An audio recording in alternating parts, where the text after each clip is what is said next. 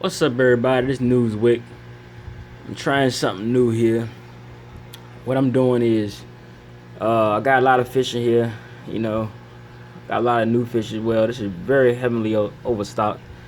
What I'm doing here is I'm treating the tank, all the fish with clout treatment for parasite, internal parasite prevention.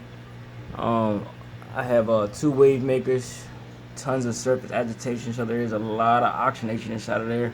I did about an 80% water change, so it's fairly good. Well, what I'm doing is I'm treating for internal parasites. I'm just gonna go ahead and jump the gun on everything, just in case fish came in sick, as a preventative measure. Look at that thick lip, he is the bomb. That's a new fish as well. That's the Johnston eye right there. The stripes bar, you see he already got blue coloring in, and as well as I'm treating with clout. A lot of these fishes from Live Fish Direct came in with some color to be so small. So I was a little disappointed yesterday with my video, my unboxing, saying that I was upset that the fish got left at the airport, and that, they did call me and say they was sorry that the fish was left, but they all seem to be thriving and doing good. That new Venustus right there, that male. The big spot hap right there as well is new. But basically, I mean, I never did any research on this. I did countless hours of why these Lake Malawi fish are so prone to the bloat and how to beat it as measures. There's not really too much information. A lot of people out there use cloud, or they feeding it with the hex shield, or but no one really has one measure to say how to defeat it or how to cure it. I mean, it's all trial and error. So this is my trial and error right here. If you have a feedback on how to, look at Dimetochromis compressiceps right there with the fire in the dewy hap always following him. He's a pretty nice mellow guy, to tell you the truth. The fire hat picks with him more than anything. Naga flame tail. But yeah, your feedback on it and stuff like that, on your success stories. I mean, I've only lost one fish in this hobby since that, probably about a month ago, I guess. And then at the dewy fire hap is always chasing that eye biter around. I mean, look at his plucking at him. I guess because they look relatively the same, with the black bar going down the body all the way to the anal fin. But I just want to say, Live Fish Direct is an awesome place to get your fish from. The delay on the plane itself has nothing to do with them. I mean, they did their part. They got my fish boxed up. I mean, they put cooling packs in. They even gave me a sheet of paper that says, hey, this is how many fish you should have in your tank. Oh, and speaking about tank, this is just my 55-gallon hap and peacock tank. I do have yellow labs, that's my boner, but I consider them just a neutral fish, really. So this is a peacock and hap tank, with the exception of 3 Mabuno yellow labs. This will be sorted out within a week. I have a plan. I'm doing a all hap tank and all peacock tank. But yeah, this is definitely, look at that Rhodesii. I have 2 Rhodesiis now. And what's crazy is I was in the living room this morning, and I was feeding Oscar, and I put my hand in the water to pet him, and it was freezing. I noticed yesterday when I took the bucket out from under the tank that I knocked the plug out, and I plugged it back up. I looked in, I said, dang, there's a bag floating in the top in here. And I looked at it, and it was the Rhodesii. And last night I told my wife, I said, look, I think I had threw a fish away. It might have jumped in the bucket out the net, and it's not in the tank. I can't find it. She was like, seriously? I said, yes. But it was crazy because that fish I was worried about was actually still in the bag.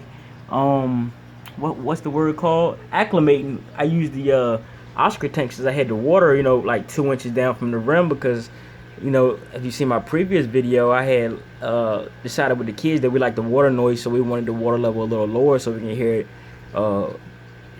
cycle with the HLBs. They make a nice water sound if that's what you're into, But anyway, at VC10, that is what is going on here, you guys. I'm treating the whole tank. Look at that electric blue Ali. I'm treating the whole tank. That Cadengo got big as well. But I'm treating the whole tank with clout. And I have 2 tanks. In my previous video as well, you seen I had the tangerine tiger. I had did him actually with the syringe inside of the mouth, treated him with the metro. You see he is doing good still. He's still living. He's inside of that container still. It's because I could let him out free, but he just so wow. I mean, he's hard to catch, and when I get done with him, I want to be able to remove him from this tank easily. Again, I got great surface agitation with the air stone while I'm doing the cloud, and I'm using my flashlight on my phone because as you read, when you treat them with cloud or medicine like this, you want it to be dark inside of the aquariums. It's a deep water hab. It's tangerine tiger, electric blue giant honey, Kenya dolphin. But you want it to be relatively and that's the Fusco right there. Oh, the light is in the way, but the Fusco is down there. Oh, you want to be relatively dark. I'm treating all my boys with the cloud, you guys. I mean, I just want to knock it out. If there's anything going on, not all of them was sick. I know people say, well, that's probably stressing all the fish out unnecessary, but it's not unnecessary, I believe, because the sickness spreads. If one fish has a clear feces, he poops it out. That clear feces go back and forth around the tank till your filter actually sucks it up, and they're spitting the poop out of the mouth. Next fish. So all the fish are contaminated at that point. So I was monitoring the fish. I'm looking who's breathing hard. That's when you have unnecessary stress. When you notice your fish are breathing hard and stuff like that. But all of them not breathing hard, doing pretty good. Just make sure you do a thorough water change before you add your cloud in, because it can tear down your water parameters, fairly quick. It is like a 6-day treatment. I would do this, for about a week myself. But then I'm gonna separate these guys. I think. Oh, I did a lot of research as well, where some people say 72 to 74 degrees is more healthy, and your fish will live longer in that temperature compared to having your fish tank at 78, which will have your fish more colored up and grow faster in metabolism, eating wise, and great for mating. But it's not healthy for your fish in the long run because it is more prone to internal parasites. And I wonder, is that why I encounter internal parasites? Because I keep my temperature at 78. So what I did was I lowered it. It's probably at like 78 now, but I lowered it at 72. It's holding. I have my AC on, but it's pretty hot down here, about 96 degrees in Delaware. So that plays a role in it too. But anyway, thank you guys for watching, and if you have any feedback about what I'm doing, I mean, please comment or whatever like that. Oh, also, I have a lot of media inside of my canister filter, so I just cut that off. It's not even filtering through the canister filter right now. That's a 304B, the 379 gallon filtration per hour, I believe. So I'm just running a 350 Emperor. That's doing all the cycling. There's nothing inside of there except some pillow floss to catch loose particles. That's probably why the water looks so clear. But want the medicine to be potent. So anyway, thanks for watching, you guys. All right.